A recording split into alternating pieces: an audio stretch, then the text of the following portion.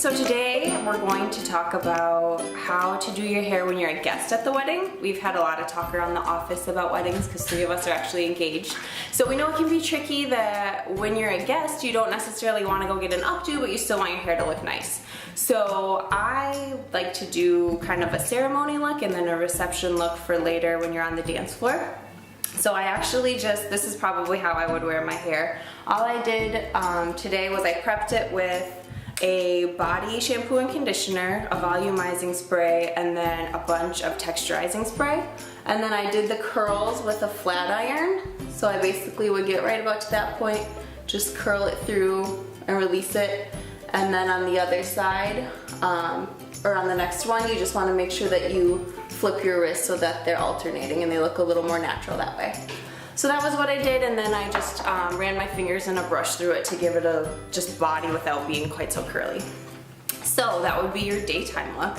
But then if you're anything like me, you're out on the dance floor and you're getting like hot and sweaty, and I have a lot of hair, so I need it up at a certain point throughout the night. So that is when the sock bun comes in very handy. So when you're choosing a sock for your hair, you want to consider your hair color and your hair type. I chose a black one because obviously my hair is dark, so if any part of the sock should show throughout the night, then it won't be as noticeable. And then I chose kind of a thicker one because I want it to be a thick bun. So if you wanted it to be thinner, you'd obviously go with a thinner sock. But no matter what you choose, no matter the color or thick or thin, you have to make sure that it's got a pretty strong elastic around the ankle because that's going to be important. So first thing you do, all you do really, is you cut the toe off without cutting your finger.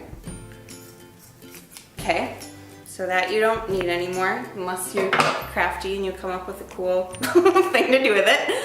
And then you just you start with the elastic side and you start rolling down so it turns into like a donut. And you've probably seen these at like a department store. It usually looks mesh, they call it a hair donut, but you can make your own, you don't have to go buy one. So you basically just roll that so now it's in a circle. That's it. And then you take your hair and put it in a ponytail.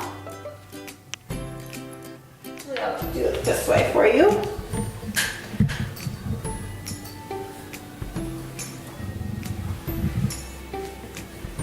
And I like my ponytails pretty high, so I'm going to go towards the top of my head.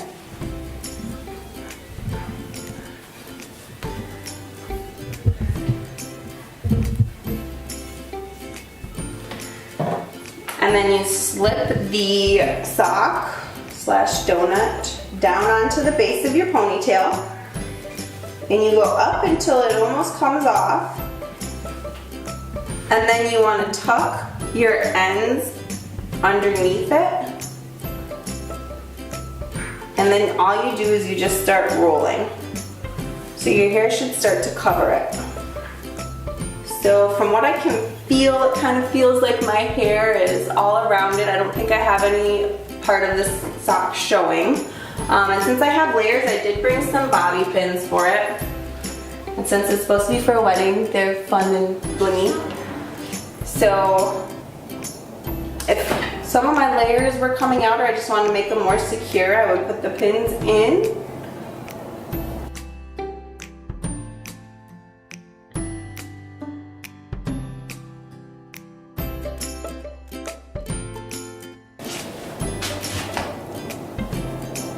Oh, there's a piece that came out. So you just pin that in. And now you go back out on the dance floor and you find your honey and you enjoy the rest of your wedding. Or you find a new honey because maybe you don't have one yet and weddings are really good for that. So thank you for watching.